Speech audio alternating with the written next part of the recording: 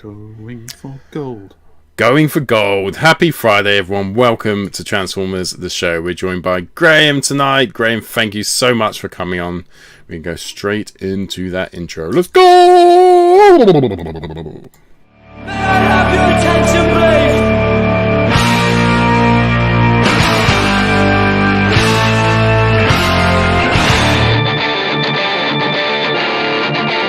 This is the captain of your ship! I'm sorry. Will you put this away? You left me broken hearted! But I never loved you anyway. No, I never loved you anyway. No, I never loved you anyway. No, I never loved you anyway.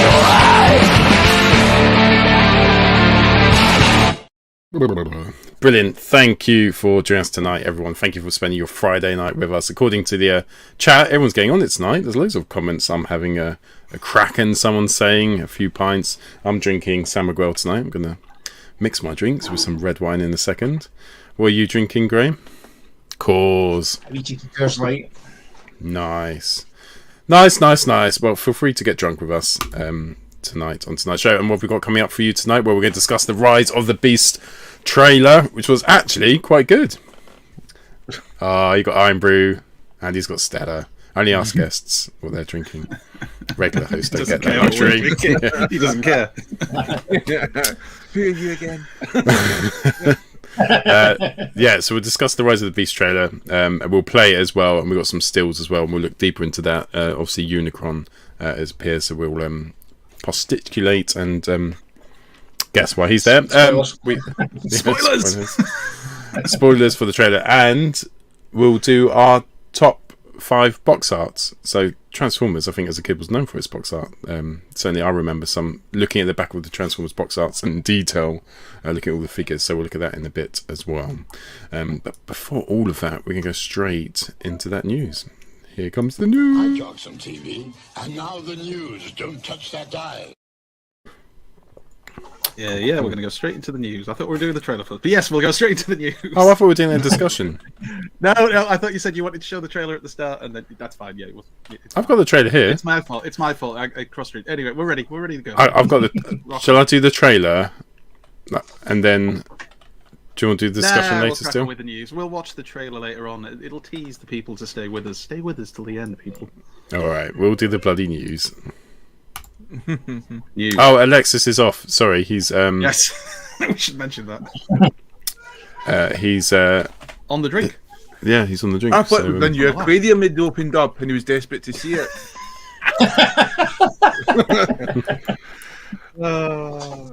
Apart, they've got a fantastic dolphin show. What were we going to... Oh, yeah, Hong Kong. So in Hong Kong, they've opened up a Transformers-themed restaurant. And I was kind of expecting more of a, like a proper restaurant. I don't know why. I just thought it'd be quite classy.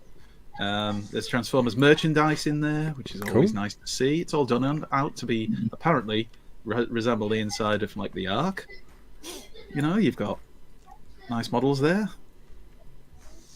You can buy your merch. You can stand next to a big statue of Optimus Prime that isn't that big. Or maybe that guy's just really small. Maybe he's the model. Optimus Prime's real. I'm not sure.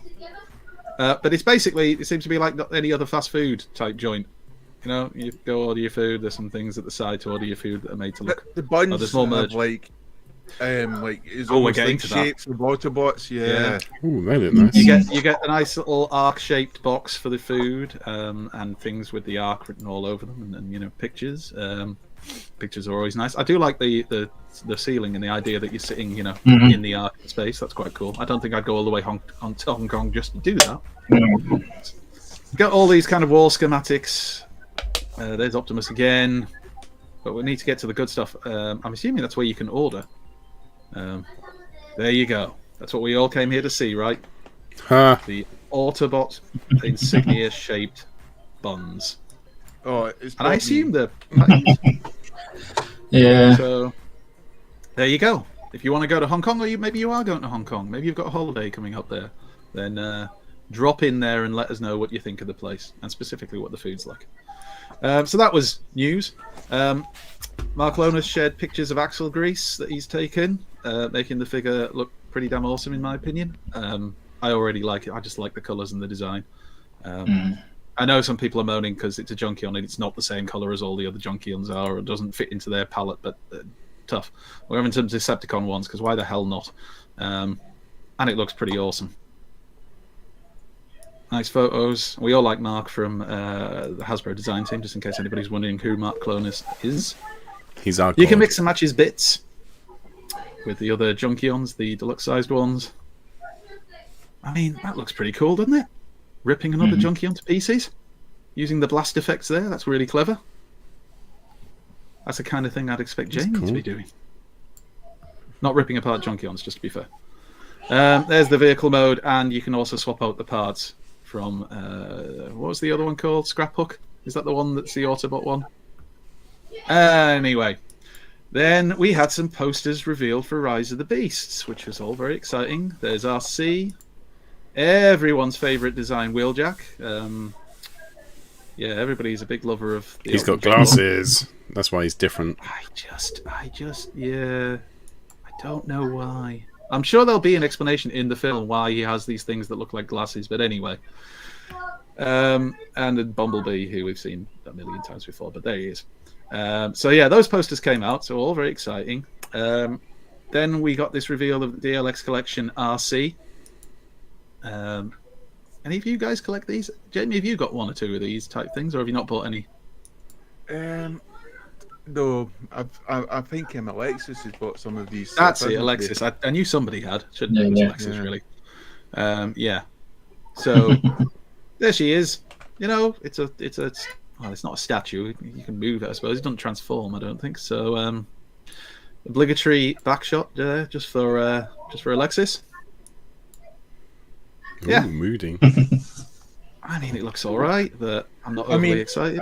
I think that it reminds you how good that model actually is from the Bumblebee movie. Yeah. Anyway, that's what it comes. Different gripping hands, 2 pistols, and a stand. If you are going to pick this up, and I'm sure a few people will. But so that was awesome. It does show when you, because we're going to be watching the trailer later to see how RC's changed, and it must be a nightmare for new people coming to this franchise because there's so many variants of Transformers. Yeah. Which, but you know, I just don't.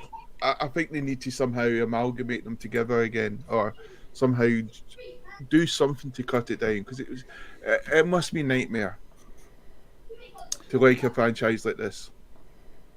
It is. More Rise of the Beast posters then came out with the Maximals on them. There's Rhinox, Cheetor. That one looks pretty cool. I mean, look at Cheetor, for example. There's two variant toys for him for the movie. One which looks like the one from the movie, and then there's one which doesn't look like the movie at all. And there's Primal. So kind of stuff we've seen before, but new posters for it that will be cropping up around. And then this one, which has, of course, the spoiler up at the top there, the reveal of the big bad from the film, which a lot of people had predicted about a year ago anyway. But still, you know, it's confirmation at least. And another poster this time of Scourge looking all. I just don't scourgy. like his face. Seeing that face, I liked it when it was sort of more darker and you know, more like Wraith, Nazgul kind of thing. I like the way they've harked back, and it's Scourge, who was kind of one of Unicron's heralds, obviously back when Transformers the movie, and then they have him in this. But I suppose they couldn't use Galvatron and Cyclonus for some reason they didn't want to use. Anyway, I suppose Scourge sounds better. Then we had this news about the upcoming animated film. So these are going to be the people who are the actors and actresses who are voicing some of the characters. So you got Chris Hemsworth, who's going to be Optimus Prime. I will be fascinated to see how that's going to hear. This is the thing in which she's got. I mean, I think it was released on the internet where some talked about it, the first animated Transformers movie, and they're like, no, it's not. No, you know, lies. 1986. But then again, it's like I mean, when you look at other franchises like Star Wars or He-Man, it's basically simple what you're collecting, what you're getting into, and you follow that path. With Transformers, it's like a freaking explosion, isn't it? It's like going into an Essex nightclub and seeing all the people with their fake tans and all sorts of stuff. It's just, I just think it's getting a chaotic as fuck, really. I mean, what's this going to be based on? This animation, is it going to be based on the Bumblebee movie CGI animation, or do they actually mean back to basics? I think it'll be on you.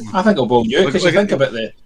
Sorry, we're going to see something in a minute that might go towards answering some of your questions there. But yeah, you'll see in a minute. Anyway, John Hamm is Sentinel Prime. Lawrence Fishburne is going to be Alpha Trion, and Keegan Michael Key is Bumblebee, which seemed out of left field, as most of these did. And then we have this, which unfortunately has shrunk down. So this has just been, revealed.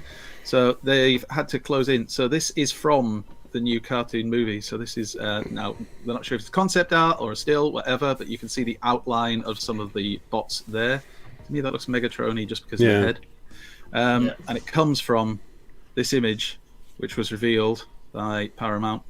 At something they were doing anyway, and that's what Cybertron. I'm assuming. I only want it if it's exactly like Transformers the movie 1986. So what you're saying is, if it's Transformers the movie 1986, but with modern animation, nope, we will accept it. No, just exactly.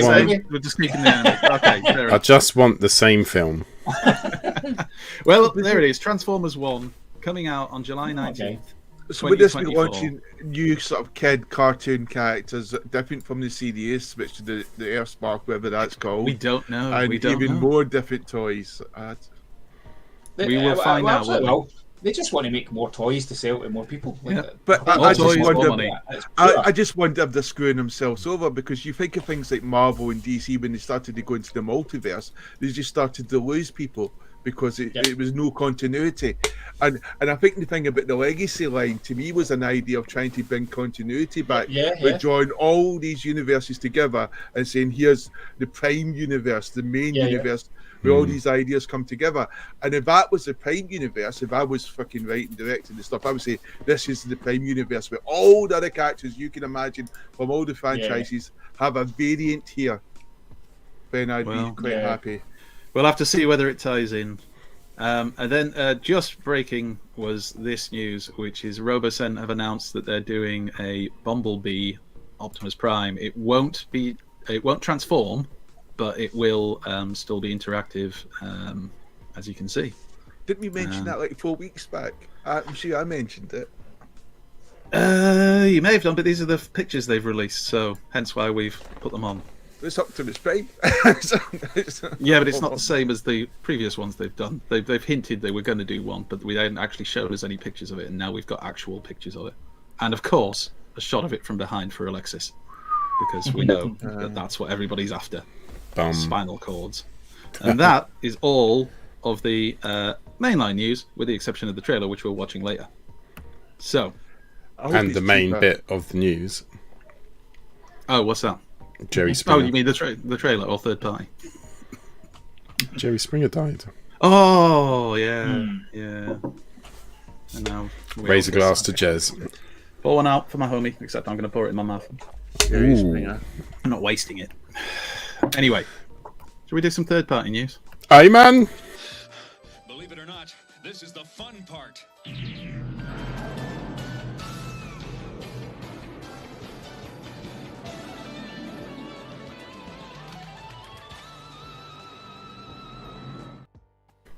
Barry Springer. Mick. Wow. Ed Too Balls soon. died as well. Too soon. Get out, Mick. Get out. No, I'm joking. You can say. Because it was funny. Primetime Toys is just major news, and we have it in here. So, Graham, you can talk us through this. What's this incredible news we're seeing here on our screens? Yeah, so over the next day or two, we will be launching our brand new kind of pre-owned section. Lots of bots that have long since gone off the shelves, so mainly third party. So there will be the option to use your discount code towards it. So if you've not used your discount code, you'll get 10% off on it. But it's just an opportunity. We've been buying a couple of wee collections and stuff. So it would have been up live had I not had a big delivery of stuff yesterday that I want to try and get something on as well. So it should be live either tomorrow or Sunday. But you'll keep us. Oh, I just realised I've spelt section wrong. What a twat. Do you still get 6% off if you type in Arrowfire bumhole? Or is that 27%. You mean you only had to type it in, not take a photo? Fuck's sake! I think you should have doubled down on that. I think you should have gone. I meant session. That's a special kind of video. Anyway, what else? Yeah, so loads of new bots going up. So stuff that I know. For example, Arrowfire. I've already kind of been working on him, a deal with him for something he was after. So if there is things that you've been looking for a while, just look out for us putting it up on Facebook that it's live. I'm after third-party sexy fembots. They have to be. I know, yeah. Don't worry.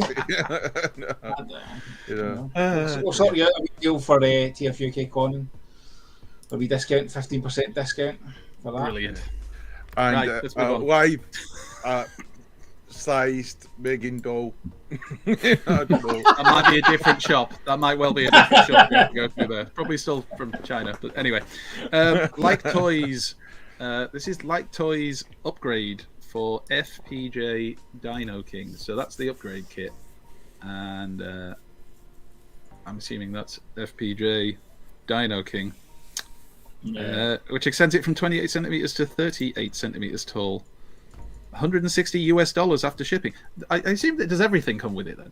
It's not just the upgrade kit, is it? Or are they charging $160 for this upgrade kit? Yeah. Jesus H Christ. Some upgrade kits are crazy money. Absolutely crazy money. I mean, to me that what it is. But anyway, there you go. There we go. That's what it looks like with it on. If you want a really tall Dino King, knock yourselves out, And of course, a shot from behind. Then we move on.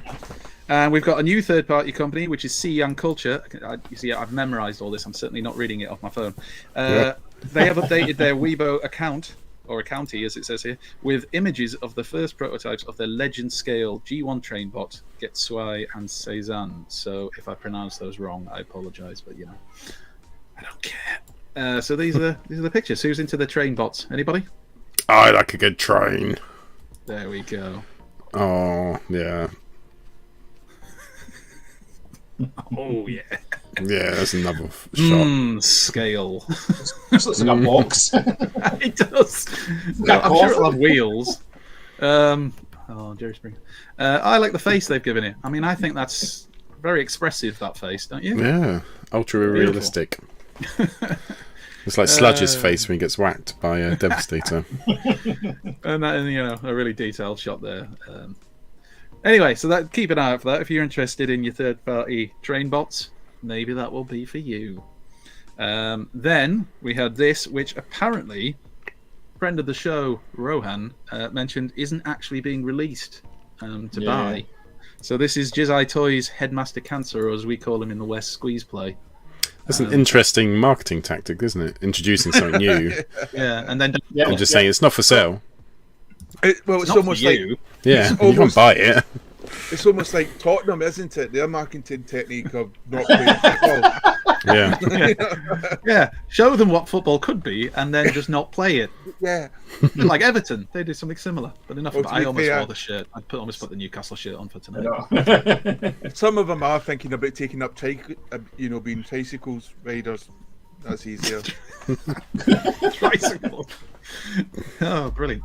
I thought you were going with unicycles. Oh, that would be entertaining. I think these guys usually do.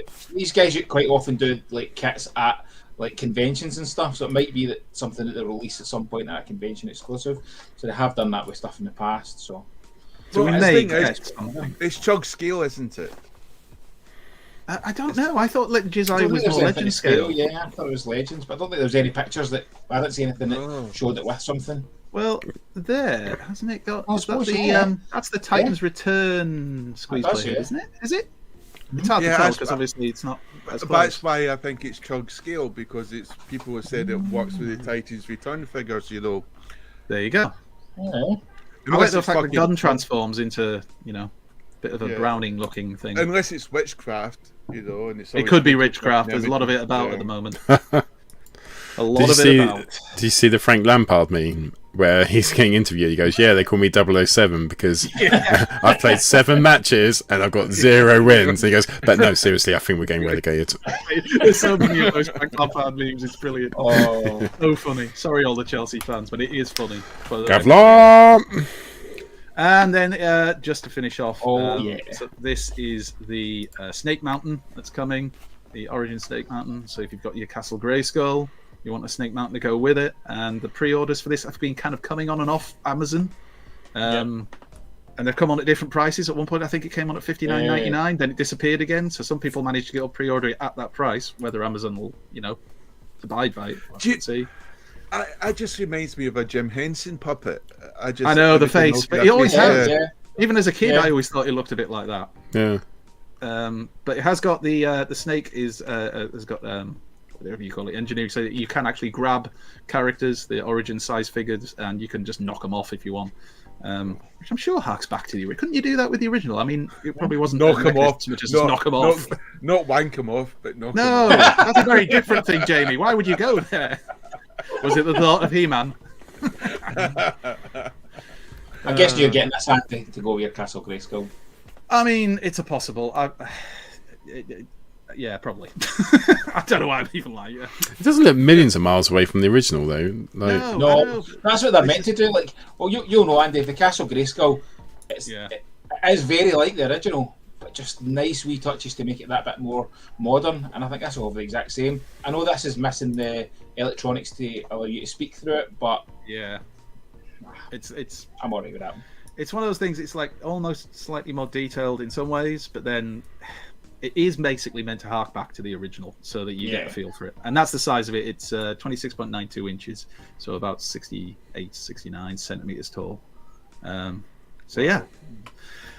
And I put it in third, but it's not third party, obviously. I mean, it kind of is because it's not Hasbro, so it's Mattel. It's a different party. Sexy party. Anyway, there you go. So if you want to pre-order one of them, have a look on Amazon or have a look at any of your other toy retailers that sell these things. The whole shebang. I like them. They're good. And that's all the news. Cool. Right, let's go straight into some dirty pickups. We now return to the Transformers. Jamie, what did you get this week, sir? Oh, right. If you could just share the screen, Paul. Nice. You didn't tell me you got this. Oh, mate, that's outstanding. You slow rolled this. So this week, and I just took some really quick photos. I've not polished them up or anything like that. But it doesn't need to be polished up. It's just this base, Diaclone base from Kip Out Toys, and I think its name is I think they just call it DA95 Robot Voice, but I think it's Dio base or Dia base. It's all Japanese anyway. The instructions come in Japanese and all the review sites are in Japanese. But yes, it's huge. It's just immense. Me Lynn actually went, Jamie, you should get this. Because she said you've been wanting something like this, and it's quite cool. And for toy photographers out there, it's very much like macro toy photography. It's much smaller than you would ever have like with Transformers. And oh my god, there's so much detail in it. There's so many little gimmicks. I've not even got through half of them, and a lot of it is mechanical, so it's almost like, when the way the lifts work, you pull in a sort of ratchet, things slide out, or it's got like a spring and it goes up and a lift, and it's just amazing touches and the detail, and you just think to yourself, there's no way Hasbro could do something like this. Only Takada could do something like this, and it's the relaunch of Diaclone, the precursors to the Transformer toys, and there it is there in all its glory with all the sort of little vehicles that come with it. And there's the little vehicles there themselves. They're just little cool guys. The little figures are quite small, and they've got little magnets on them to help them stand when they're in the base or intact. And the magnets also give some weight to the feet, which is quite good. So with the bit where it's not magnetic, it is a bit easier, some difficulty, to at least stand them up. There's Hot Rod, just to give you an idea of how big this thing is. Is that And, G1 hot rod? Is that the what? actual? That's the G1 hot rod. It really is that big. It's massive. It's absolutely huge. This Diaclone thing, isn't it? Well, there's G.I. Joe. They got Sergeant Slaughter. You know, just Nicely in case you done. thought I was being a bit there. You know, I'm sort of zooming in. Are you moving into this, Davey? Is this what you're about to tell us? Are you about to cruise across the land, entering different towns on your way? You know, so there it is. It's quite large, but so but there they are. We are sort of looking at the figures there, and there you got them sort of like stood up there, sort of like 4 guys and 1 woman. You know, so you know, women representation is important, and I am an ally. And yes, but there's an idea of the actual sort of scale there, you know, next to a 20 pence piece and an Autobot. And it's quite cool. And as I said before, it's getting you to that idea of macro photography. So if you've got a mobile phone, you know, this is when the mobile phones are kind of real because they can really get in there and quite close. And it's just a lot of really cool thing. I mean, each of those little figures have got articulation. You know, the elbows, you know, actual backhand forward, you know, so you can have the broken the arm and stuff, you know, knee joints and stuff like that. It's quite amazing. And I kid you not, it's like you zoom into that woman, her eyes are fucking painted. For fuck's sake. Hasbro can't even paint a fucking deluxe figure properly, you know. How do you paint something that small? Yeah, well, the thing Really? is, you know, the figures, you might think to yourself, okay, it's not really a scale for Transformers, but you've got to remember, these are Japanese people, so actually, when you think about it, it's like small children. Getting the scale kind of does work. Obviously, not Tokyo. Tokyo, they're taller than me. But yep, so there's like, as I said, there's lots of stuff going on in this space. They're standing there going hello and giving you a nice wave. And I just love the detail, and I love the fact that there's a sort of bridge banister. Safety is important, even for small toys. And you just go up there. The bridge is just like, you know, engineering, mechanical. It just it makes a wee noise as it goes up, and it's just awesome. You know. Have you got And any of the then rest of the doors- Diaclone stuff, Jamie? Well, I don't know, because I think this space is cool enough, and I think for me as an introductory to something like this, I think to really enjoy it, this thing comes with everything you could possibly want, you know. And I mean, I just love that, the fact they think to the doors to open, and you actually got stuff inside there. It opens on the other side, you know. And it's just amazing. And then you've got like oh, that looks awesome. the command deck. And you go in there and you sort of like, incredible. you can zoom in there. They've got little details in the keys, and you've got obviously the screen and stuff like that. And they've also got stickers, and they could give you instructions to paint the other screens. But that's just amazing, and I just love that kind of detail. And obviously that ship bit can actually come off, and it's How just much would a brilliant. set like this cost, Jamie? How much does it set you back? Is this Well, one of the large ones? I could actually give you the full honest price, because Mainline said I could get it. £469. How much, sorry? £469. And I this is honest truth. I sometimes panic when I buy some Transformers at £35. They don't think to themselves, well, I like this, I'm not sure. I bought this, ordered it, I still felt good. It came to my house, I opened it, I still felt good. I've opened it up, played around with it, I still feel good. I have no doubts with it, because it's the quality I'm getting. I mean, I just kid you not. I mean, the detail goes in there. I'm not even doing this justice, you know, the way I'm talking about it. You know, it's just immense, and I just loved looking at that command center, and then you've got the gun turrets there. They can come out. You know, there's like other levels. There's maneuver, giving you another idea of like the actual true scale to these sort of figures.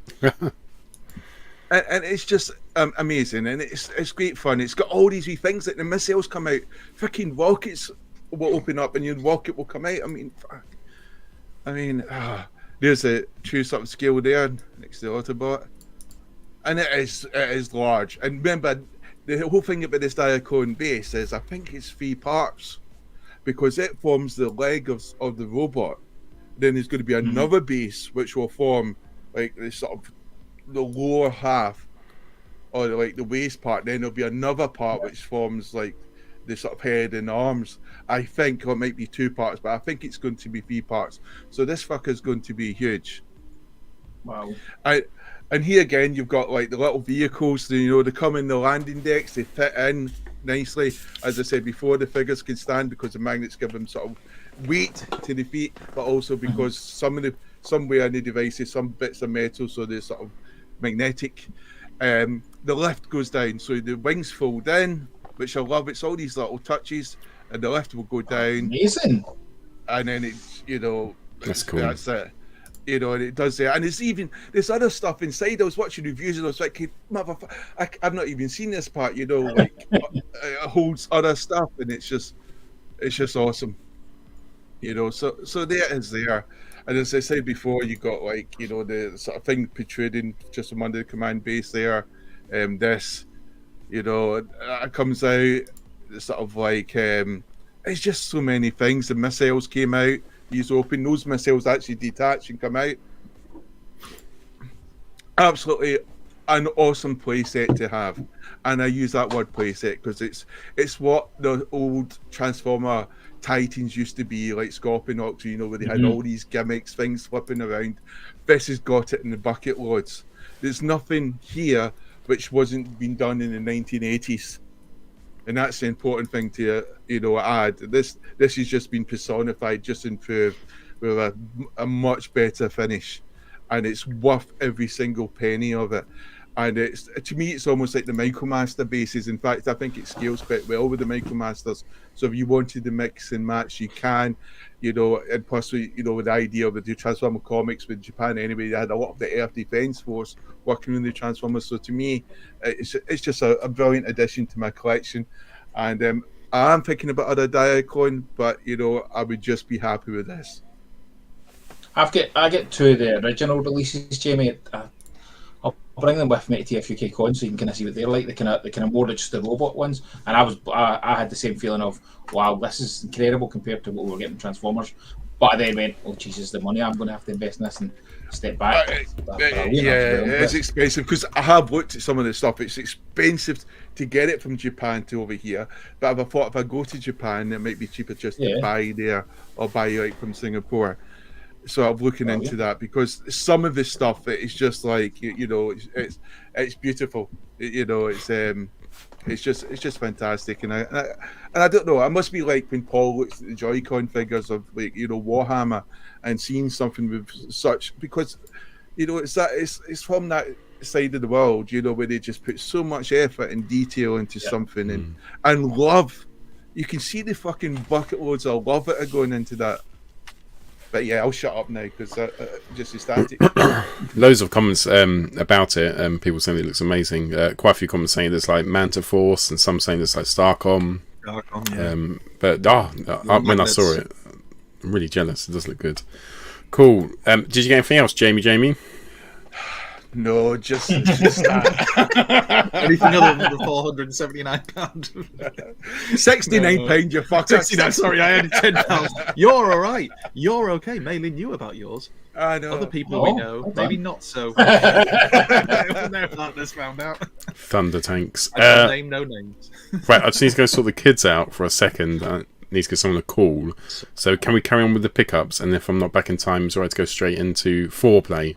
I should be back by then, but if not, just go straight into foreplay. Jamie, you'll be able to jump on with comments and stuff as well. You lovely males. Right, who would like to go next? Paul? I've got the USS Starcheese, which is a Reliant class ship. It's really hard to get hold of. Starcheese. Yeah, but does Jamie think I meant here to go off and look after my kids? He just heard the word kids and he ran. Fuck this, I don't blame him. I would do the same. Yeah, I got that from Master Replicas. Again, another hard to get one, so happy to get that. Apart from that, I think I got 3 other ships as well, which are hard to get from the Kelvin timeline. But that was it. So I'll go to cheers. It's not cheese. I promise I'm not going to get cheese. I literally need to sort the kids out.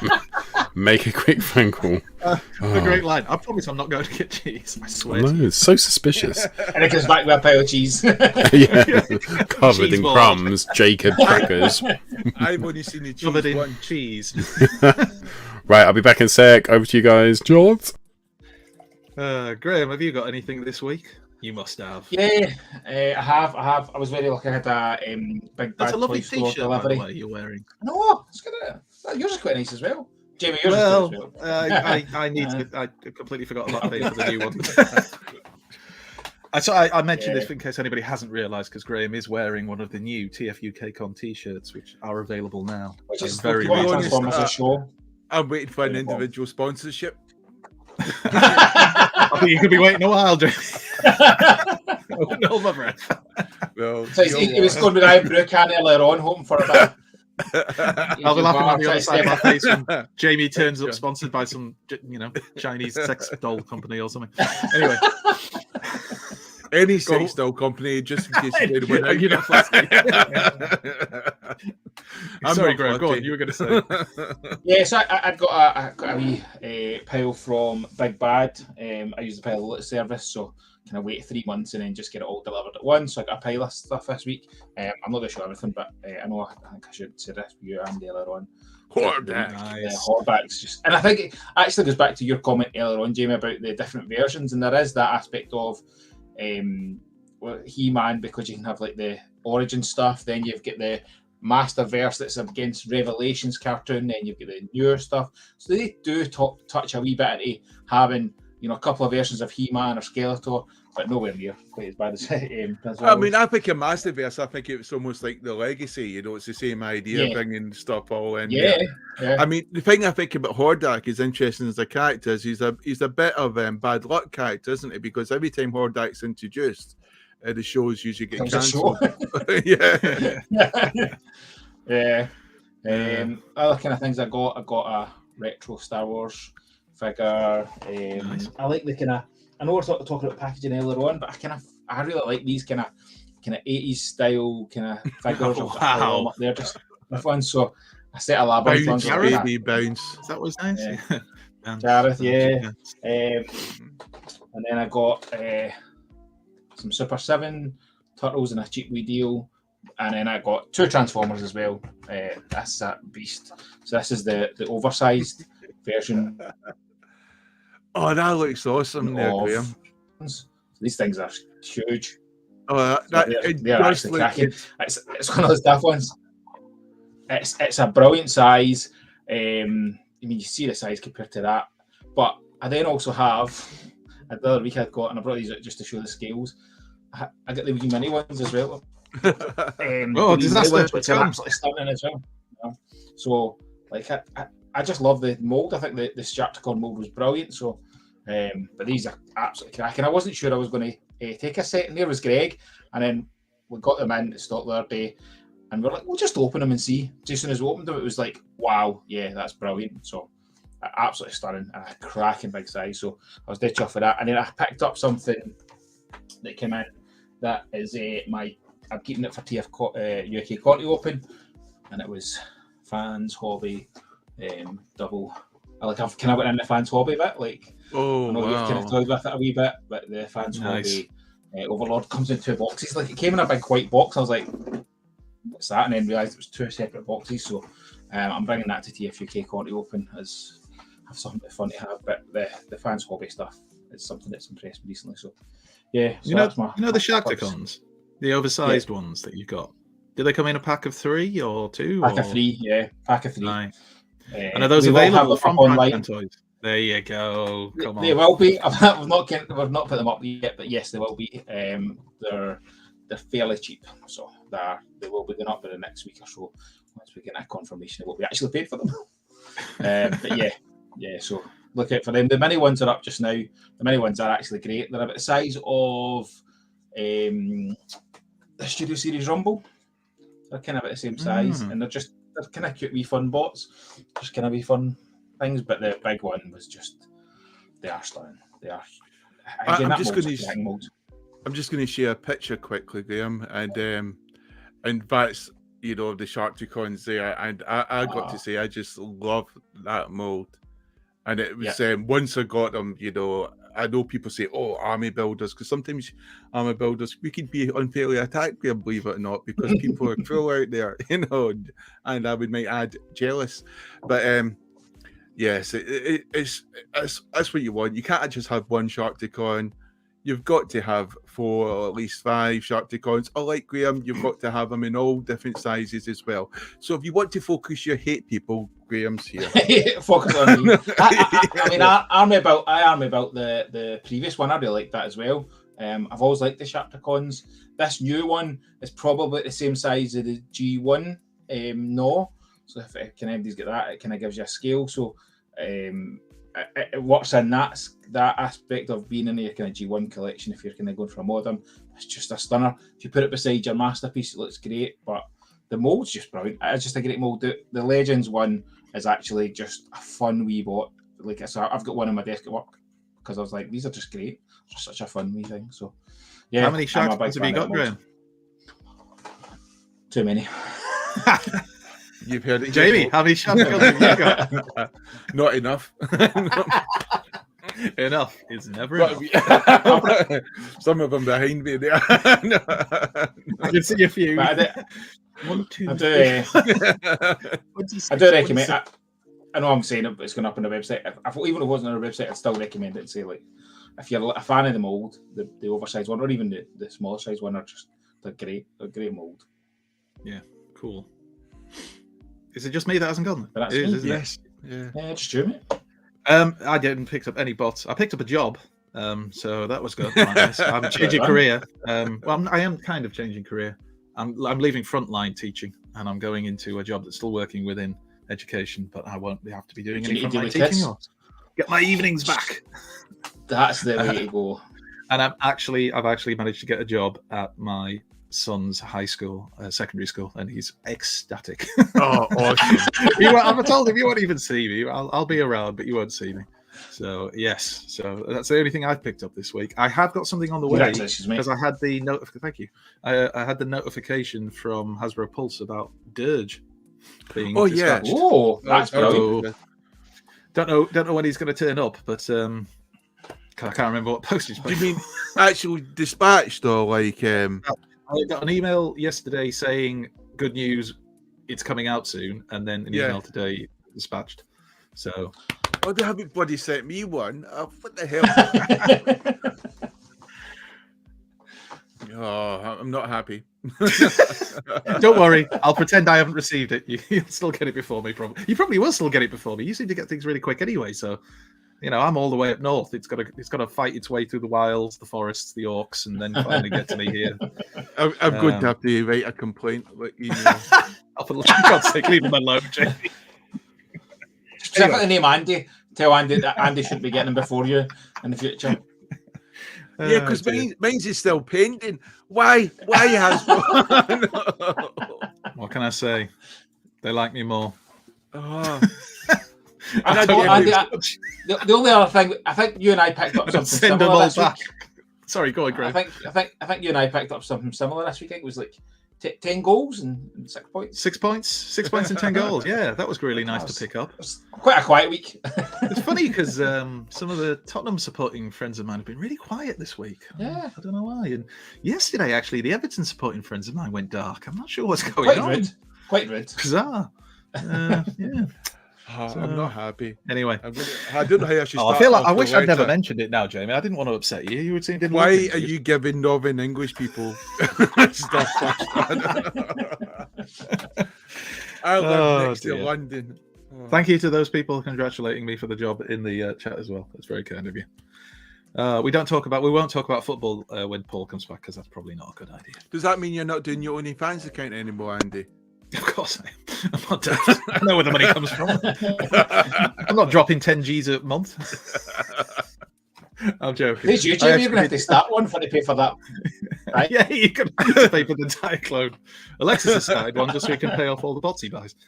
Right, shall we move on then? Shall we move on to foreplay and Paul hopefully will rejoin us. All right, foreplay it is. Lynn, these are sex people. What do you mean? They're sex swappers. Lynn, this is DEFCON 1. Look. Look. Don't make the same noise as them. They'll think you want to join in. Right. And one day we will join in. One day We're not a TFUK. 2 weeks time. Don't run away. Exist well. Anyway. Well, I'm bringing me line in. So let's not just chat doors till somebody lets them in. I'm bringing Claire, so. Yeah, I said there'll be plenty of ladies, Line. Don't worry, it's just not guys there. Hang on, let's not hawk them out, please.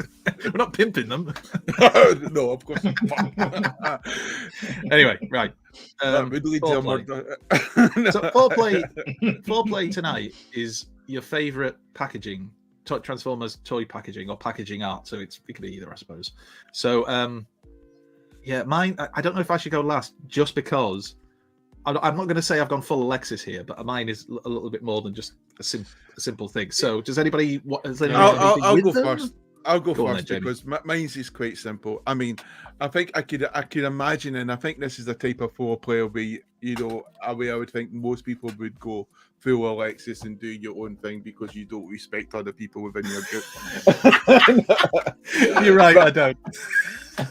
but I think. No, maybe start talking over you. I think the thing with boxes, we used to giving a warning. I think you'd be quite rude, Andy, because you're talking over me. And I'm not allowed you to interrupt me, so I'm rude. But, yes. Hi, Alexis. But to be honest, I think there's some of the third-party boxing, which reminds me of the G1 boxing. And I think that's good enough because I actually have this up in my room as display. I don't really display much, but I love this box. And I loved it because it was done in the style of the, 1980s, or early 90s and late sort of 80s Transformer boxes, which used to get to see that character in a wonderful action pose. And it was just brilliant, with that wonderful sort of effect. And you get to see its alt mode and its toy mode. Simply, when you look at some of the modern boxes, it's almost like someone's just had an orgasmic splash of colour onto the box sometimes, and everything's just kind of getting lost there. It looks great sometimes, but you think to yourself, what am I actually getting? Because you're not really quite sure because it doesn't really match the toy it's in there. It's more like a very stylized version of the toy you're getting there. In some cases, like with G.I. Joe figures, you just want to know how the accessories work, and you can't fucking tell that from the packaging at all. But yes, and I love this because it goes back to this sort of G1 cartoon, and that's just lovely artwork. Whatever way you're going to say to it, it's just brilliant, and that's what I love about those sort of boxes. The boxes which are brilliant to look at and are very informative as well. And I used to love the fact, it would give you the stats at the backs, and it would give you a brief synopsis of the character, and I have a quote. And I know now that because of all the different languages out there, and they're selling across different countries, but they like to say, well, the kids can do that and they can look online, and maybe that's true. Maybe that's second nature to a lot of people now. They'll just scan something and go on there. With me, I preferred it the old way where you used to just, you could read the box. The box was almost like a comic book in itself. And then some of the third party, they go the extra mile and actually have little comic books in there, which just adds to that finesse, doesn't it? And gives you that sort of like launching that character, really. And I think that's what some of the times the modern package misses out. It's not informative. It doesn't really tell you anything about the character. And I don't think they're too helpful in what sort of genre or genre of Transformers they are. I do miss the text specs and the actual write-up of the character because it was so helpful to even if the character never appeared in any other media or any media, you knew the basics of the character, and then your imagination could do the rest. And I get also why they don't use it anymore because of the whole cross-selling thing now, and everything's sold across in different languages, so they can't just have it in English, and they don't want to print it seemingly just in English. And then... Do you think this is a good reason to bring back the British Empire, Andy? Hell yes, let's do it. No, I'm joking. We're not. If it happens, you do see a little bit of it in currently with the Masterverse figures, because if you buy the ones that are actually like you import from America, they get the write-up of the character on the back of the box. If you buy the ones that we get just over here in Europe from Mattel, it's just the art. There's no write-up of what the character is. The Origins figures, if you buy the Americans Origins figures, the comics that come inside it have got dialogue in them, but you buy the European ones that don't have any dialogue in them. So, that's kind of funny. I would have thought it would have been the opposite. Americans not been very strong when it comes to reading, and the Europeans being able to handle Make that hello stuff. to all our American fans. You know? Right. Where are we up to? Jamie's just done his. Cool. A bit of third-party Alpha Triumph. And Graham, do you want to go next? Yeah, absolutely. And I think, Jamie, I like that box, and I like that style, and I like that the older I've got, the more I look back fondly on the box art. Before I was like, no, I don't really want to keep the boxes. It doesn't really. It's more of a toy. But then things like even Hasbro have done it with the crossovers, like the Ghostbusters and the Back to the Future. Yeah. That kind of harken back. But then that to me was, I want that because it looks like what would I got when we were kids. My favourite box art kind of is just and I had to cut this down when I moved house because I had no space to keep the box. But like, gosh. I like Fort Max was always my holy grail. So I remember even just that box arriving, and I was just blown away. I was like, oh my god, this is incredible. And it was, that bit you said about the art in the back and giving you ideas of actually the battles and kind of getting your imagination going. And so, I don't think you can beat that. Like, I think back to I remember picking them up and looking, and you're looking for all the different characters, and the detailing was just incredible. Insane. So I think you struggle to top that. I like homages. I like that. I like the third parties you say that do that, kind of thrown back to something. But the older I've got, the more I look back and go, I love old art, and I've been picking up boxes of stuff or looking at old boxes. Like I grabbed another one just to kind of show what 80s stuff is like even just that's cool. That all 80s. The 80s box art was just incredible. The old He-Man box, it's funny because obviously there's been all this uproar about there not being window boxes, but think back to Mask, He-Man vehicles, Turtles vehicles. None of them had windows. They were all cardboard. When we were kids, it was seeing the artwork and seeing, like you'd say, in the back, or often it would show you the pictures of the toy in action on the sides. We got creative with what we thought we were going to get in it. So, I'm not a huge... If it needs a window, I'm fine with it, but we don't need it for everything. But then, obviously, you see as we've discussed before, I care for the environment, so, I don't mind not having window boxes because I love the environment.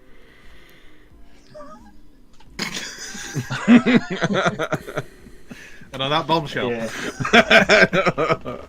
I'm an ally. You can trust this man just as much as you can trust our government. You got your TFUK Con t-shirt already. I'm picking mine up there. I did pay for my postage so that when I was doing little promo videos, I could use the t-shirt. I was quite happy because pay that wee bit of postage to make the promos a little bit better. And then come on this and show off. That's it. Make us feel guilty, Graham. Thanks. Son's crying now. Oh wait, no, it's Son. Anyway. So I'll go next. So I went for the classic box art, and this one just makes me. I've got a picture of it here. Just spent ages looking at this as a kid, like all the detail in the background and seeing all the battles above Earth. And it's the one with Jetfire, which must have been one of the original ones. But even like how they transformed, like to make that design choice where you literally draw out the character 4 times, like when you look at Grimlock, to show how that transformation goes through and how it comes through. I just thought it was amazing. You can see the Dinobots flying through the air. Autobots can fly in this one as well. It's just, you spent ages looking at this, and like the background characters are so detailed as a kid, and this is probably on my TV screen, my monitor is probably about the size it probably looked like as a kid. I just think the whole design aesthetics of the 80s toys, you had this on the back with the tech specs, and that grid line that they used across, the purple one for the Decepticons and the yellow one on the red background for the Autobots. Sorry, I don't know what I've done. Simon. Simon and Jeff. Heavily moved my mouse. Just went to the next photo along. If you're going to wank to something, that's not bad choice. It could have gone so much worse than that. Big hello to Simon and Jeff if they're watching. The OG, yeah, definitely. Cool. That was mine. Andy, what was yours, sir? Right, so I'm going to do a bit of Sherry Screening as well, but I'm not ready because I didn't realise you were finished. Oh, sorry. It was, so I kind of went along the similar kind of theme, but what I wanted to do was this, like you just said, this is what set up so much of like my my imagination and the way I thought of the Transformers. These battles that they had on the back, along with the tech specs and all the information. The one you've just showed, so I won't show that one again. But all of the ones that we got from the 80s that just. Oh yeah. And if you look back at them now, there's just some fascinating little weird things, like Broadside just not looking like Broadside at all, but then there being apparently a original design for Broadside, which was made into a copy that some people own, these copies of them, that looks very different to the Broadside we got. You've got Dive Bomb, and they've given him his bird head in robot modes. Just little things like that you can have a look out for. Multiple hot rods, that kind of stuff. Red tracks on the previous one. Red tracks, yeah, which of Yeah. course we ended up getting. Charlie on the previous one was saying all the Insecticons as well, the ones which I don't think we got in the UK. Yeah. I said, looking at as kids, I think, who are they? Like, because you never saw them. Because some of the ones we saw, we didn't get, did we? And like, I always wondered why Metroplex had his head up on this one. And then you showed us, of course, with the Headmasters and the Target Masters, and that one. Oh, I remember that. I absolutely adored that one because this was getting into what was, for me, my peak collecting time of Transformers as a child. And I love that. But the best one for me still is the 1988 back box art, which featured the Power Masters and the Pretenders, because I just think artwork wise and the actual figures that are on there, that Power Master Prime, I'd have bought it just from looking at that. I mean, you look at Double that, dealer. that's almost Double dealer down there. That's like 35 years old, isn't it? And you just don't see artwork getting any better than that. No, I mean, it's beautiful. Amazing. Look how good it makes those Pretenders look. Like, genuinely, if you saw that as a kid now, you'd be like, hell yes, I need those things in my life. The technology, these fat blokes. The technology the artists were working with back then, that's just amazing when you think you put that together. Beautiful. And like, this is special to me as well, because obviously Double Dealer's on there, which I had as a kid. Power Master Optimus Prime, greatest Optimus Prime of all time. Had it as a kid. Darkwing down here, which I had as a kid. Getaway, who was my favourite Autobot Power Master. And then, as I already said, the fact you've got the Pretenders on there. Just beautiful. Just bellissimo. So, the real life version of this, not just a picture, this is my beaten up original Power Master Optimus Prime box. You can see, look, it's creased to the top corner. Thanks, Mum. Actually, I can't blame you. It was my dad who stuck it in the lawn. Punched a bloody hole in it. Look, punched a bloody hole through the. Anyway, I'm never going to sell it, so I don't care. But there, I mean, I would just sit in. We've talked about this before, in like Woolworths or whatever store I was in, and I just sit and just look at the artwork and read the tech specs on the back of every single Transformer until I got dragged out of there by my mum or security. And this is beautiful. This is just absolutely beautiful. And if you do like that kind of artwork, I do highly recommend the Transformers Legacy book, which is all the artwork from the kind of G1 figures and stuff like that. And we've talked about this on the show before, but this is not a secret, this book, but this is beautiful. If you were a fan or are a fan or just want to find out, you should buy it, because you can just sit. I don't know why it's that page, there's nobody on there. Let's have a look at some Micromasters, just gorgeous stuff all the way through. All your favourites, like oh look, speaking of which, there's that big double spread there for Fortress Maximus and Scorp and Ark, and what's on page 3? Page 3. Oh, I can't show its tits. No, I'm joking. It's RC. Oh, Omega. Stunning. Omega. Or however they said it in the show, I can't remember. But yeah, we need to go back to that. We need to go back to that artwork and that packaging. It sold the toys. Later. Anyway. Right. That's me done. Sorry, I should when I went away, I should have done it. No offense, Rohan. I should have done it during Rohan's Corner. I've just realised. Right. No offense. I could watch Rohan's Corner later and use that. I'm getting old. No offense, right. Who Rohan! is this super YouTuber? Is it Paul, the Joy Toy collector? Andy, the Newcastle United fan? Jamie, the GoBot hater? Alexis, the salesman? Rohan, the man with the plan and the Wall of Fame? Might just be Rohan's Corner, Super Transformers guy. Rohan's Corner, poking Hasbro in the eye. Oh, he's so fly, a groovy guy with a beard that just won't stop. When the bots get rough, he's super tough as third party cleans up. Rohan's Corner, Super Transformers guy. Rohan's Corner, poking Hasbro in the eye. Hello everyone and welcome back to Rohan's Corner. And this week the show has transformed from Rohan's Corner to Crab Transformers Corner. That's correct. I've gotten the go-ahead from Mr. Andy Ride to utilize his IP rights for showcasing some Crab Transformers that I've picked up this week. Specifically, the Transformers from 2005, 6, 7 onwards. So you might not remember this series. They're pretty old. A short-lived robot line which actually were non-transforming. And if we think about it, there were quite a few non-transforming figures back in the day. If we go back to the Action Masters, we were thinking, what are these? And then they became kind of cool. But you know how I'm all about the non-transforming figures these days. I decided to pick these up because they are pretty common and pretty cheap. They are, of course, the Transformers Tactics figures.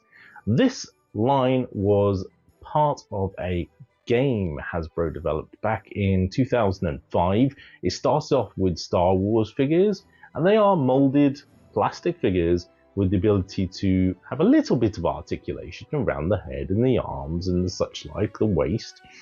Some, which were shooter figures, have the ability to fire missiles or projectiles, as you can see there, and others to bash things and the such like. And it was a whole game in itself. It was supposedly designed by Hasbro to bring together trading cards and board games without the need for additional apparatus. And what I mean by that is you don't need a board, you don't need a dice, you don't need any other aspect. You just need these miniature figures, which is part of the cool aspect for me, and some instructions and some nous, and you can create your own battlefield and have some gameplay. So let's take a look at what I picked up. Alright, so here we go. We've got our Transformers Tactics figures here inside of Teletran 1. Where else would they go? And we can see I've got a large selection here, which I picked up 16 figures for 10 quid, including postage on eBay. They are cheap as chips. And if we have a look at one of them, here is the War for Cybertron Skywarp. This was obviously all the rage back then. Nicely sculpted, lots of detail, lots of paintwork, not like your cheapo figures that are coming out today. And as I mentioned, some range of articulation. You can move up the arms, obviously, and the head. Well, if you could get your finger and thumb in there, and the waist joint. Each figure came with rating on the bottom here. So Skywarp here has a 30 rating. Figures came with 10, 20, 30, 40, 50, 70, 80 ratings, and that depicts how much they're worth in the overall score of the game. They have a type, which is what kind of figure they are, and then obviously a character name. They also have a little clicker here, which is the ticks element of the figure. So the way in which the game is played, and don't get me wrong, I am not an expert. If there are any Tactics fans out there, all two of you, you probably know this way better than I do. I've never played it before. Basically, you take your figures, you put them on the desk, and you ticks them along till you get to a number, a random number, and then you have either a white number or a red number. That number depicts how many spaces they can move or some such. And yeah, basically you do that and then you have a fight. So you can move an unlimited number of spaces for each character depending on what the number states. And so you set up your army, you set up another army, and the idea is for you to knock over the opposing character. It's obviously not that easy. So even if I try and... Jesus! You see? I mean... Yeah, there we go. And actually, the number on the bottom of the base depicts how difficult they are to knock over. So the lower level ones are harder to knock over than the higher level ones, obviously. We have Landquake here, who's obviously a repaint of Landmine, I think, from the Cybertron line. We've got Overhaul, again from Cybertron. I think this is Energon. Rodimus here. G1 Megatron. You can see the sculpt work on his face there, not too bad. Skyblast from, I think it's Cybertron. Cybertron Optimus Prime in super mode. G1 Prime here with his hand up for some reason. And more and more and more. And Omega Sentinel at the back here is one of the bigger ones. You can see he's got 3 missiles in there. He should have 4. His arm does not stay up because it's far too heavy. And he can sort of rock backwards as part of the game, so if he does get hit, he may not actually fall over. He's got movable knee joints. I don't really know what those are for. Head moves and little weapons, but the detailing is awesome. I mean, if you consider how much they've put into these, it's pretty cool. And I also got one Star Wars figure. It's actually my first ever Star Wars figure I've ever owned. Boba Fett here. Because I like Star Wars, but I don't collect Star Wars. So, yeah, there we go. And as I mentioned, the whole point of the Tactics line was it began as a Star Wars game, which then they added Transformers to and Marvel's Universe Heroes to as well, characters. And there was a plan to add more further down the line, and they didn't get there. But it never caught on. So somewhere around 2007, after a couple of years in production, it just went to pot. And you can see why. It's an overcomplicated game. I need to take this figure and I need to take this figure and I need to do some sort of clicky thing and I need to read the base to find out, what happens if the thing says white. I need to stand up Super Optimus Prime if you have another in play. I don't have another in play. I can take Super Optimus Prime and I can take G1 Optimus Prime and I can fire it and whatever. And yeah, okay, it's a little bit kiddified at the end of the day. You can't see adults who aren't into Star Wars, Transformers, and Marvel characters playing with these. And in terms of kid play, it seems like it's quite, complex, really, overly so, to be able to get to grips with easily unless it was really popular, which is not. So, that's my first pickup. And as a treat for you, my second crap Transformers pickup of the week in the same guise is Bumblebee. Well, it's a really tiny little Bumblebee, as you can see here. He comes as part of these little £1-ish type giveaway toys, which are packed with a load of various different other toy lines, and you just don't care about. The artwork is really nice on the back here. It's obviously original G1 downscaled. The figure itself looks okay. I haven't actually had him out. He's got a little plastic bottom here to keep him standing upright. If I put him down here on the table, there you can see B in all his glory. He really has been painted quite well. The facial features, you can see his nose and mouth. Obviously the blacks and the yellows and the windscreen painted there and the Autobot logo. If I compare him to the X-Transbots little Bumblebee figure that I have and love, which I play out on a lot of my scenes with, he's pretty cool, but he's also half the size, which is pretty impressive considering the paintwork. And finally, for comparison, I have the $1 Bumblebee figure that I picked up from the States, which has obviously got some nice sculpt work and artwork on there. It's not too bad actually in comparison. A little bit grey compared to the blacks on the other two, but ultimately does the job for $1. And so yeah, this tiny little new one, crap Transformer he may be, but I quite like him. There's obviously no articulation, there's no anything, but there's a little bit of moulding in here for the wheels. There's a little bit of moulding in here for the back wheel, the spare. It's pretty cool, and for £2.05, including postage, is what I paid on eBay for him. I like him. Right, so those were the incredibly crap Transformers I picked up this week. How bad do you think they really are? Are they as bad as some of the ones that Andy showed off? Yes and no. I mean, they don't transform, so that probably doesn't help. But some of Andy's pretty bad as well. To finish off, we have the next installment of Dinobot War, and the last time we only had one actual entrant for the next page, and that is page 60. Very brave, says Grimlock approvingly. Even Slag nods in respect. You slip into the shadows inside the cave and find a shelf of rock which you can crawl along. Looking back, you see the Dinobots clustered around the cave entrance. Sludge waves to you. You soon reach the end of the rock itself. You find yourself looking out over a large underground cavern. The saucer which you saw in Disneyland rests over the floor of the cavern. When you saw it before, later, it was coated with centuries of dust, but here it sparkles like new. In front of the saucer, two thin aliens are setting up some kind of scientific equipment. You can also see another projector.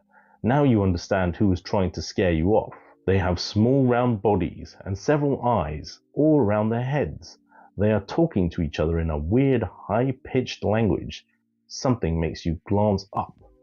On a ledge just above you, you see the Decepticon known as Ravage. He looks like a huge black panther waiting to pounce. He is so intent on watching the aliens that he hasn't noticed you. Will you shoot a warning to the aliens? If so, please turn to page 64. Or, if you wish to creep down to the saucer, turn to page 67. Right, well, that's the end of Rohan's Corner for this week. I hope you've enjoyed. Hope to see you again next week. Back to the studio. Transformers, Rohan's in disguise. Cool. Thank you. So let us know. So 64 we've got in the chat so far. That was awesome, Rohan's Corner. Oh, 67.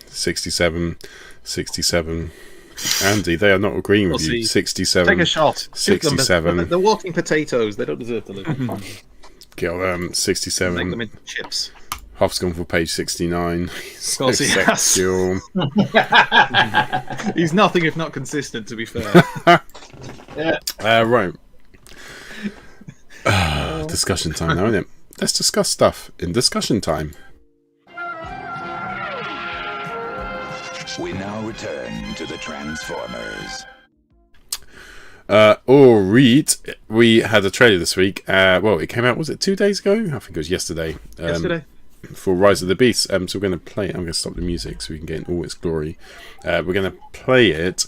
I don't always get excited about trailers for Transformer films recently, but I thought this one was quite good. And there's a few guests in there which were specifically quite exciting. So here we go, the trailer for Rise of the Beast. We've got some stills which we'll go through afterwards. We'll have a discussion, but here's the trailer. For centuries, our kind has stayed hidden on Earth. But darkness has found us again.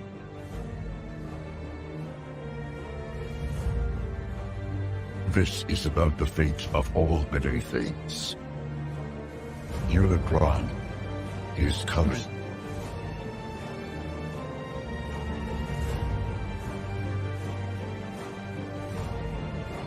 What?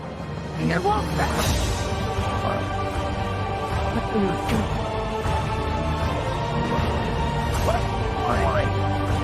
Back up! Oh, I thought you were walking. You want it? Let's get it. You brought a human here? I'm nobody. I ain't even seen nothing. I'm not even seeing anything right now.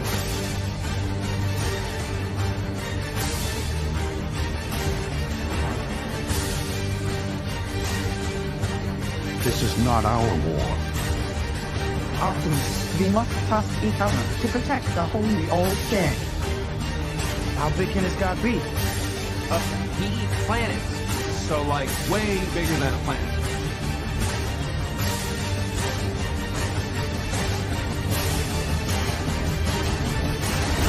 At the end, everything you cared for will be consumed. That's it. Maybe there's another way to save our home. You've never faced anything like this. Let them come.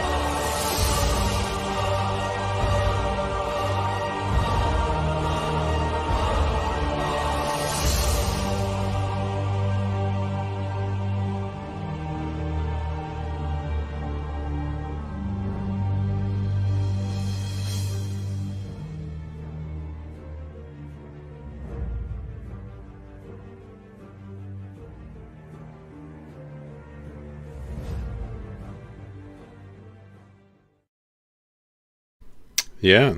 So I did remix the music. I put different music on it. So I thought that was more epic than the music they had on. Lots of comments saying, is the music different? And yeah, I thought, is that Michelle Yeoh?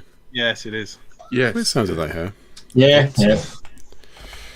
But yeah, no. So first of all, what did you think? Same as always. Looks good. But is there any Turns out substance shit. behind it? More often than not, let's be honest. I'm going to be slightly controversial here. That's not like you, Jamie. I don't want it to fail. You know, I think it's Nobody important because this could be a good launch pad for new people to the franchise, who then would get lost with the sea of different Transformers. But I don't think the CGI looks good. I think it looked like it was a green screen most of the time. It was like pasted on there. I think things moved quite well, so I was impressed with that. I've noticed there's been some bot changes compared to the first trailer, which is weird. Things have been sorted out, and and I don't think it's a bad thing that the CGI doesn't look that good, because we know how hard these people are working under. The conditions they're working under means we're not getting to see the best work they could do. We're getting to see work that they're doing under awful conditions. So, when I think about a lot of movies, it's things I can forgive, as long as that story is good, because that's what has to be good. Yeah. The freaking story has to be good. If the story's not good, it's not the CGI people at fault. It's not the actors at fault. It's not the director. Right? If the story's wank, then that's it. So I just hope the story's good. Yeah, me too. I always think it's interesting because the last night was really poor, but when you watch the trailer, it was so epic. But the trailer was quite shit as well, and it turned out the film was shit as well. Whereas this trailer, I think, looks quite good. It involves Unicron, so that's quite exciting. I don't know, like, you can't tell, can you? You can't tell what it's going to be like, whether it's going to be coherent. That's the just big on thing. one Is it gonna trailer. be coherent? Is it going to be another The Last Night, which was literally, you can tell they went into a room, they said, right, what ideas have we got? Wrote up about 20 different ideas on a board, and then Michael Bay looked at it and went, that'll do, and just did all of them. And All of them, it was just a mess. The story made very little sense. But you already said you've improved on it by changing That's the what music. What piece was you've got Unicron. John, Unicron is the thing, isn't it? How are they going to do Unicron? Because it needs to be done well. Are we going to see a transformation? They've hinted, as we'll see in the stills and we saw in the trailer, that you actually see a face. And they have spoken before about a trilogy of films, with this being the second one. So it may not isn't end. it a bit weird, isn't it? Like, it seems to be a lot of conflicting information out there on the internet, where the producers and directors are saying different stuff. It's not a continuous of Bayverse, it's something new, but it is, it's a prequel. They don't seem to know themselves what the film really is. The director's also a relative unknown. His name's Steve Cappell Jr. He'd done Creed 2, which I haven't seen, and he's done some music videos, and The Land, which was his first, but I've never seen any of those. Don't know what they're like. But compared to people we've had before, how much do you direct a CGI film? It hints at possible time travel in being involved in it. And isn't that like a death knell? The minute they put time travel, it's because the writers don't have a fucking clue. I mean, I think Bumblebee was amazing. I really like Bumblebee. I watched it again, which is very peculiar, and I got the DVD, for a live action. And I sometimes just wonder if they should have went with the animation first and given a little bit of a breathing space before going into the sort of live action, which I think suffered more under COVID than anything else with delays. And then lots of rewriting, and I don't really care what social media seems to think, because they just seem to hate each other. They're arguing over there. I just hope the writing's good and it's a good story. And like Paul said, the trailer doesn't seem to give any warnings that it's going to be mince. Yeah. Somebody needs to give Ed a slap, because he's just said last night was fine, and I don't think he's well. Could somebody just see him? He's all right. Yeah. Some of the CGI, what you said, I think my worry when I think to like Bumblebee, Sorry, Paul. No, go on. I was just going to say the CGI. You were saying there's one bit in particular which looks really, really bad. I'll try and get to it. I'll quickly. For centuries, our kind has stayed hidden on Earth. No, I can't do it. I'm gonna get to. There's a certain scene. I'll get it on Google. You go ahead, Graham. I'm going to find the scene on Google and screenshot it because there's one bit. The CGI looks so bad. It's like looks 40 years old. Why do I feel this? My worry is like you said, Jamie, about I like Bumblebee, Jamie, and I think with your point with like Bumblebee was very simplistic in regards to how many bots. They're not introducing a lot. You know, it wasn't overly here's 65 bots. Let's show them all. I look at it and go, we're going to introduce all these beasts. We're then going to introduce Unicron. Then you see that big battle scene, and there's so many other ones as well. And you're like, are you going to? Like, I know the Bumblebee movie had the stuff on Cybertron, but it was almost just like a tease. It didn't really play into too much of the story. Like it let the story be about Bumblebee and Blitzwing and my worry is they're just going to go. It's almost like last night of what do we want to do with this one? Let's do beasts. Let's do Unicron. Oh, let's just do nothing. I worry that you're not going to get the chance to flesh these characters out. I just think if it's pish and it's rubbish, we have to be honest and say that and not defend it because we're stupid. But I also think, like Bumblebee, to me, it almost took me back to the 80s. It took me back to the collected comics when they used to have these stories of like all the chapters that we split in between individual comics put into one. And the Bumblebee was just a nice, good story, almost like when Starscream had that interaction with that human on Christmas Story, and or Power Glide with that lady, Bumblebee had a great story, Jamie. Unfortunately, the story was E.T. and they just ripped it off and stuck it into Bumblebee. But yeah, so what? Basically, it's a good story. If you look at the first three Indiana Jones films, it was E.T. It is. It's basically E.T. I mean, that comparison was made at the time. It is literally. I mean, even some of the scenes actually rip from scenes from E.T. So... Yeah, but see, that's not a bad thing because if you look I'm not saying it is. I'm just saying. But if you look at the first three Indiana Jones films, the same story repeated again, with just changing slightly different things, and that worked. Why? If there's a good story out there, why not just use it as a benchmark and improve on it and put in your characters and tell a fun, wonderful story. Dave Ray said Mark Wahlberg isn't in this. It's weird. I quite like Mark Wahlberg. I don't hate him, but I didn't like him in the films. I was just like, to me, Transformers isn't the sort of film you would see him in. I think at the time when he got it, he was the highest paid actor in the world when he got into Transformers. I don't know if Transformers made him that with the amount they paid. I've just got a screenshot of the CGI, which I paused on. A video clip, and there's a few things. I'm sure it gets cleaned up for when they do the full film. Where's it gone? But this looked really bad. It's the bit I saw in the trailer. I thought, oh, that looks bad. Add overlay. Screenshot. It's this one. It's the one where he comes out of the car, and that looks like it's shit because it's blurry and it's in motion. It's not. This 2 seconds of frames looks like this. It looks really poor. I just wonder if they've cut corners. Jamie, you were saying about the CGI artists under loads of pressure. Yeah. And also when you think the first one they ever made, the CGI was so good at the time. When you think it's a 15 that first transformation of Optimus Prime was like, wow. Oh, I know. Sure. Gave parents heart attacks when they bought the toy and found out it was just as complicated. Yeah. Sorry for a quick transformation. Yeah. Can we look at the stills? That's my worry, and I think Paul's shown that there is like, I don't want to judge us on its CGI and how, because I don't care. I just think we can't criticize. If the CGI is bad, it's because the directors and studios that fault, not because of the fucking artists. Yeah. You need your time, and but what they can be responsible is how it's cut, put together in the story.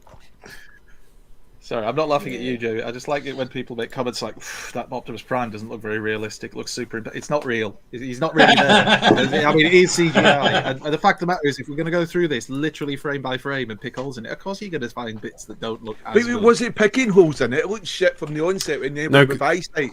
You know, so yeah, it's not like that's it's the first time I've looked at it and it was in motion. I was like, what? That looks shit. And when you said that, I've gone back and paused it and yeah, it looks shit. Again, I just don't... In the cinema, I make them pause it, Andy.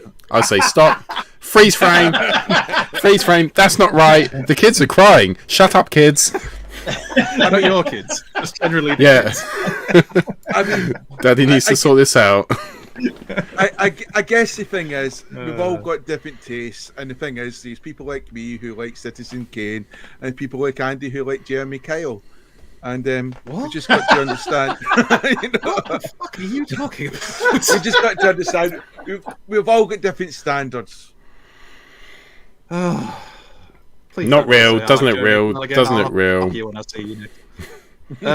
They come and say, "Sit down, sir. You've done the same." Not all of the stills, but these are some of them. So we know the trailer starts off with Primal and Air Razor kind of travelling through this forest. These are literally screen caps. How the fuck did that stay hidden for decades? Fuck off.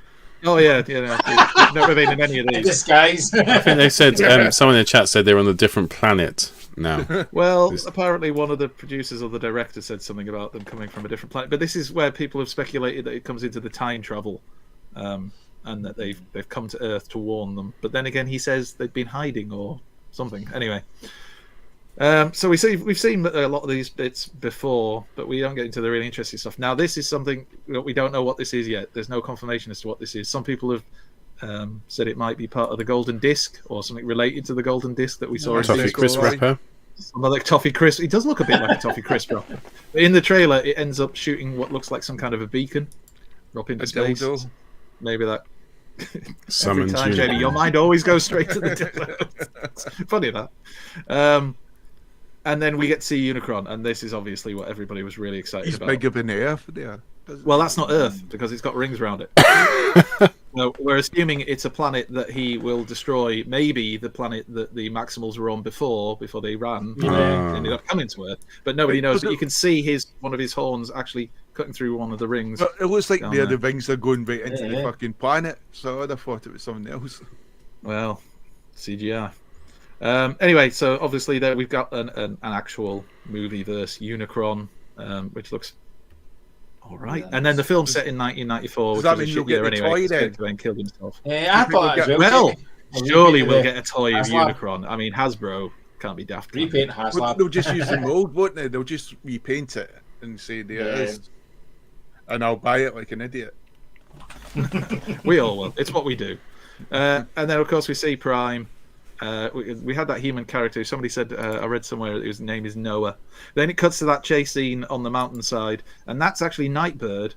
And Battletrap actually launches these hook things to attach to the back of her, so he can use her like an anchor. Then he spins around to launch missiles at the Autobots. But then in the next scene of the trailer, they're completely the other way around, and Mirage is ahead of them, and that's Battletrap's just flown off in that direction. That's Nightbird getting blown up in the air. And then would you stop the cinema?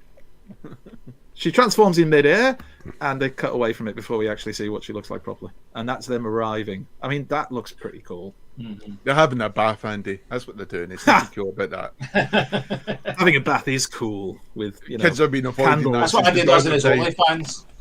I'm getting a bath in his OnlyFans. Oh, that gets hot. That's not cool. Battletrap and that's Nightbird. It's like James Bond coming out of the water, isn't it? That's what they're going for. Frank Lampard. Air Razor. A lot of people commented on the feathers and everything, and how it will tie in with them needing to have the actual organic element to them. But you're going to see orgasm. We see them all together, and then we have every time, Jamie, you go straight to sex, man. Sorry, out. Wheeljack and those frigging glasses. I don't wouldn't mind. So I just point that. Why stick glasses? Literally, somebody in the design team was like, we could give him glasses. Oh fucking hell! Was it Michael? Well, I think people with glasses need representation. He's got suspenders. Look, his belts, his seat belts have become suspenders. Like seriously. What's his alt mode? Is it like a little truck? He's a Volkswagen camper van. He's a Volkswagen camper van. Oh yeah, there's a toy in there. So yeah, I think he's great. There's if it just wasn't Wheeljack, just don't call it Wheeljack. Oh man, it's yeah. The thing is, we saw Wheeljack in Bumblebee, and this is the sequel to that. And in Bumblebee, of course, when he was on Cybertron, he looked nothing like that. And it's just how are they going to explain why he's completely changed his look, like completely, other than we wanted to sell more toys. I agree with Dave. I think the new Wheeljack design is better than anything they've ever done before. Day one, Paul, to be you said at the time. Yeah, you've always liked it, and it's okay to be wrong. I think it's going to be the best Transformer in the world.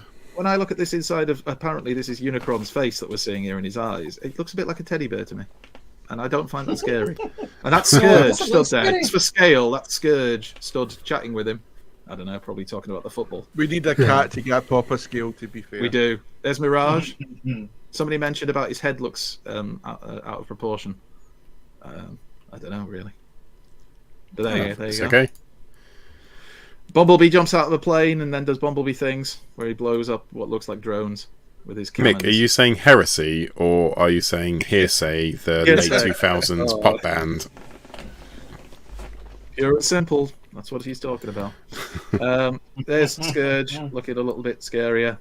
And then we get this lovely scene where if you actually do look through the frame by frame, not only does he stab Bumblebee who tries to attack him through the midriff, I suppose, but then you get this. Now, it appears like an explosion when you watch the film, or some kind of EMP blast, and there's a lot of speculation that Bumblebee dies, and that then we're going to have some kind of time travel malarkey that will then allow the Autobots to revive him and bring him back. But this is all speculation, literally people making stuff up. And then we see this planet, which, if you look at the actual mountains, there seems to be what looks like energon or something glowing from parts of it. So is this the planet gets eaten by Unicron then? This is what people are thinking it should be. You've got a spaceship coming in either to crash or land, and we've got this device that looks a bit, some people have compared it a little bit to the, was it in Revenge of the Fallen when we had the device that harvested the suns, the sun harvesting thing? That's probably what it's called. Sun harvesting thingy. And then, of course, it leads up to this epic scene of all the Autobots and Maximals stood together about to go into battle. Prime has to say his bit, of course, about let them come, because, he's a hard-ass and he executes bots now. We see Unicron destroying something that looks a little bit more like a moon, but it could be that planet that we saw before. We don't know yet. A little bit more of that scene. That looks like the building we saw when it looked like Bumblebee was being killed. And it looks like a bit of the battle there. And then one of the human characters, I don't know all their names. This lass is inside what people are saying looks like inside Unicron. Yeah. And then the battle. And this is the bit that a lot of people were really, really excited for. You see Optimus Primal and some of the other bots fighting these Scorponok looking like creatures, and Optimus Primal bites the head off one. Brilliant. Hardcore. I don't like generic enemies in Transformers. Yeah, but we've had them since the first film, really. No, I don't like it. And they've got lots of little bots that look a bit like that. What's he called? Freezer or something? The little core class bot. And there's a lot of them that look like that, or at least people have compared them to that. And RC rides on Rhinox into battle while blasting people. I mean, what more could you want? Worth it for that. Yeah. So yeah, you can see some of the Decepticons. Whoops. Oh, I did that the other day as well. Is that Iron Man? There we go. So you can see some of the Decepticons lying around. That's Wheeljack over there, and you've got this mass battle going on, which we assume is the end of the film and the climax of the film. So that means Wheeljack doesn't die then? We don't know. There's Wheeljack fighting alongside RC, and it does all look pretty epic. And then, again, another bit people got excited about. Did you all notice this on the trailer? Mm-hmm. So that's the human character Noah, and Mirage chucks him this thing that he catches, and then it starts to transform on his arm. And the next thing we saw in the trailer was this. So there's Bumblebee. He's fighting, kicking ass, and crashing through the bad guys. And there, holding onto the back, is a human character wearing an exosuit, which we assume to be Noah. And it says he Air Razor. Right. He's going to be the Daniel/Spike character from Transformers the movie in an exosuit, fighting alongside the Transformers. But it might not be Noah. It might be a different human character. We don't know yet because we haven't seen it. And then the trailer finishes with Bumblebee transforming and just kicking some ass. And that's the end. But a couple of other things people shared. A Dreadnought on TFW. No, was it TFW 2005 or Cybertron?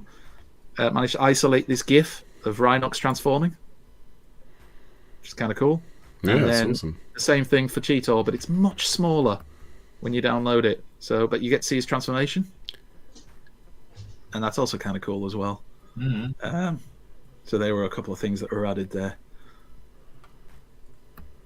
But yeah, overall,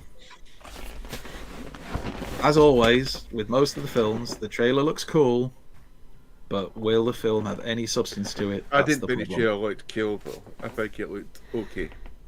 Oh, pretty cool. But I'm ready to be disappointed, as I always am. Every single time, and I'll Transformer still pay films. to see it in the cinema. I think it was Age of Extinction or the last night where me and Liam, we went to go and see it on the opening day. We said we're going to go see if this is any good. And we walked into a cinema in Leeds, went to the screen. We did get there a few minutes early, but we walked in, not another human being in the entire screening of it, and only 2 other people entered the screening for this opening day showing of it. And yeah, I can understand why. They must have heard about the film. I would be interested to see what someone thought of this who doesn't know anything about Transformers, or younger who doesn't know anything about Transformers. And I'd ask Alexis.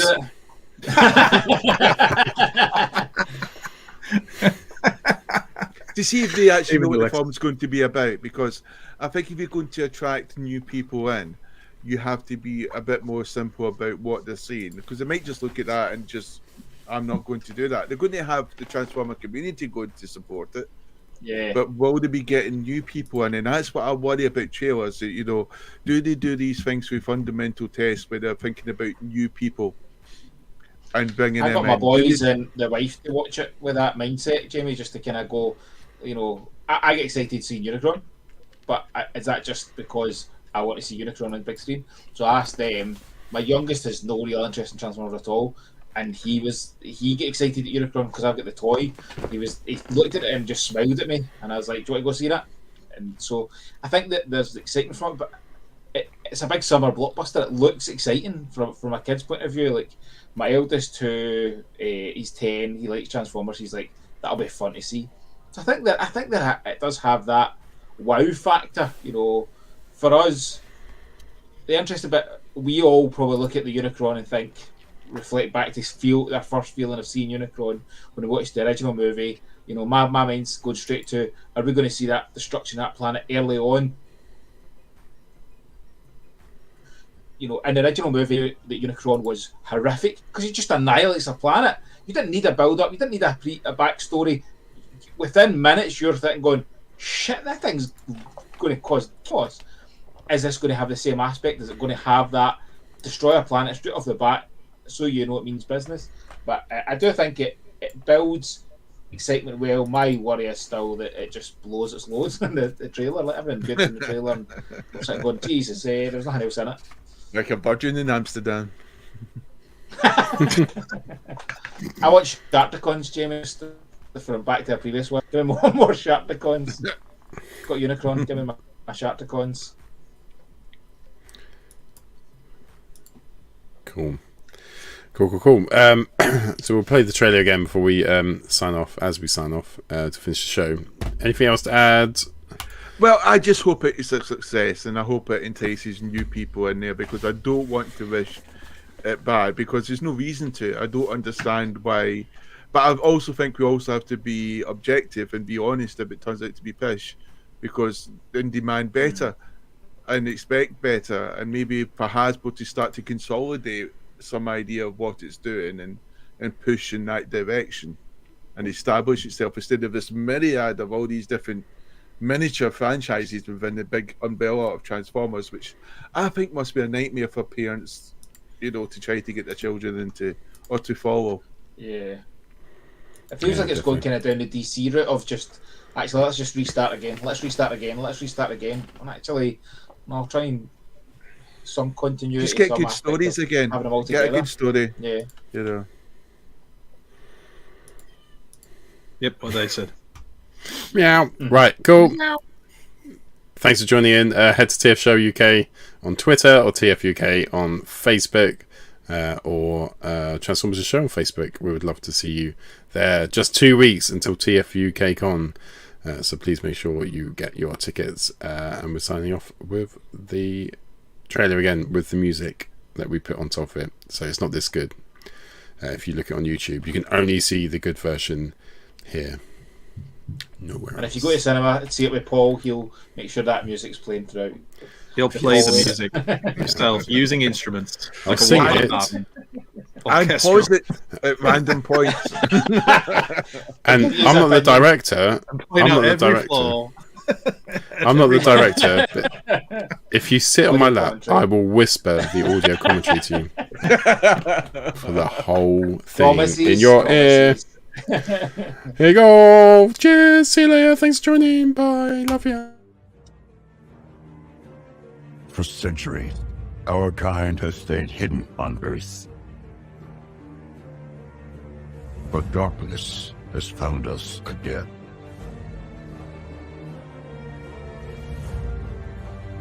This is about the fate of all living things. Unicron is coming.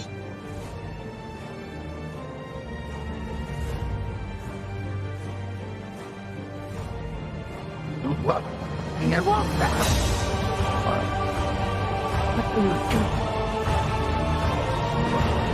What? Back up. Oh, I thought you were boxing. You want it for the dinner? You brought a human here? I'm nobody. I ain't even seen him. I'm not even seeing anything right now.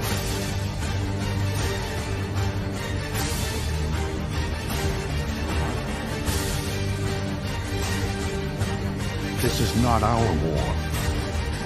Optimus, we must trust each other to protect the holy old thing.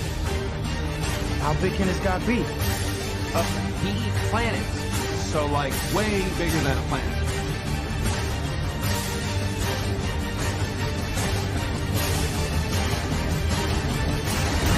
At the end, everything you cared for will be seen soon. That's it. Maybe there's another way to save our home. You've never faced anything like this. Lockdown Pop.